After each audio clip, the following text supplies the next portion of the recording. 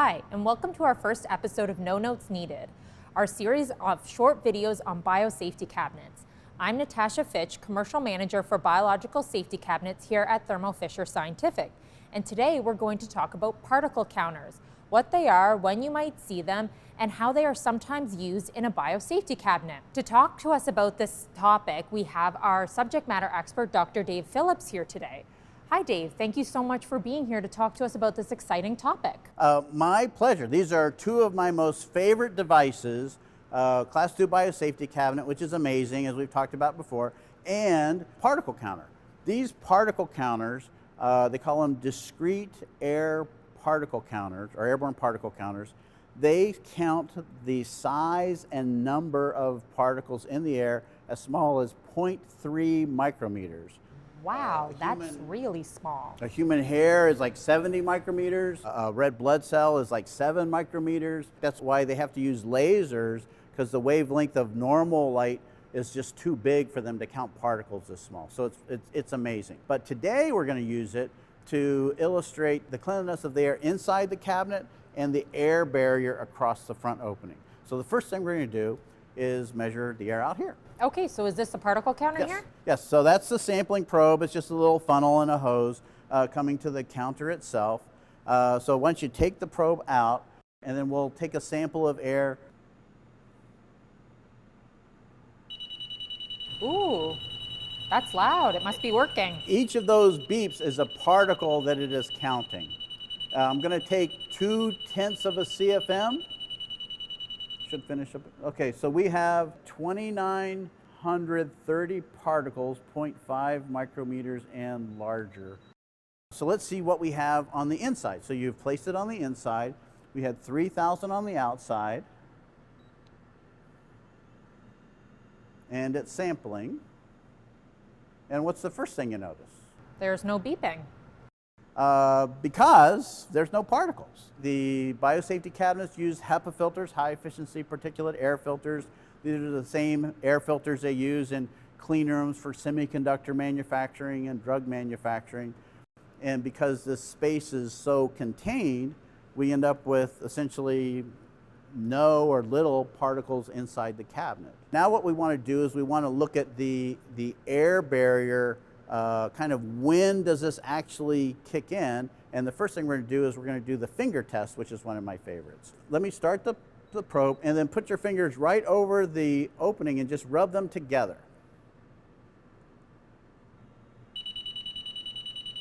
So what that is you. So it counted 120 Natashas in that short time. One of the most challenging producers of particles in a clean room are the people. And that's one of the things that make a cabinet work so well, because people are outside the cabinet reaching in. But that's one of the challenges in a clean room. So back when I was doing clean room certification, how do you tell if the particle counter is working and there are no particles in the air? Well, you just would rub your fingers over the opening and you would get the beep just like we did. Wow, that's really interesting. I wouldn't have thought that there would be that many particles that would come off of my fingertips just by rubbing them together. So inside, that level of air cleanliness is considered ISO Class 5, which is what's required for aseptic processing of drugs, compounding pharmacies, things like that. Out here, which actually is surprisingly clean, probably because it's so empty, we had ISO Class 7, something like that. A normal lab would be ISO Class 8. Yeah, I don't remember ever discussing ISO classes when I was in the lab. Probably a life science lab, something like that? Yeah. When you move into aseptic drug preparation, where they're trying to make sure they're making it under clean conditions, they have to quantify the cleanliness of the air. And that's why you'll see a lot of particle counters there. Like in a hospital, you'll see the particle counter in the compounding pharmacy, but you won't see it in the clinical microbiology department, because the traditional safety cabinet use is to contain biological hazards, nasty viruses and bacteria, and protect the person. As a side effect, we get this super clean area. Notice we're getting a beep every once in a while, and that's pretty typical of cabinets. So there's not like completely particle free, but if I were to take counts for an official classification, I would get 1, maybe 2, something like that. So in terms of life science research, then where would you find people using a particle counter? Would it be in cell and gene therapy, in GMP facilities? Well, actually, I mean, cell and gene therapy is such an interesting situation. You're almost taking traditional lab work and then you're moving it into healthcare. And Yep. so all of a sudden, they're seeing particle counters for the first time Right. because they need to show that control of the process that the GMP requirements have. So what we want to do now is we want to see that air barrier. So I'm going to turn it on, and I want you to find the place in that front where we start to see particles. So it's sampling. All right, so let's see where we're gonna. Okay, So where would you say that point is between clean and dirty? let's try it again. I would say that it's right at that air barrier here, right where the glass meets. So, which is where you would expect to find it. Sure. So you've got your clean air on the inside, your dirty air on the outside, and you can really see that there is that actual barrier between the two. So picture the potential problem. We've got all these dirty particles here and this clean here. Let me show you this other. It's a variation of the finger test. So I want you to hold the probe right about here where you're not seeing any particles. Okay, right there. And then if I just reach in over you, you'll notice that it actually pulls in particles from the outside. Now I intentionally reached bad. I reached, Right. fast and farther in. You'll know that when we tell people how to work with biosafety cabinets, we say, use gentle movements.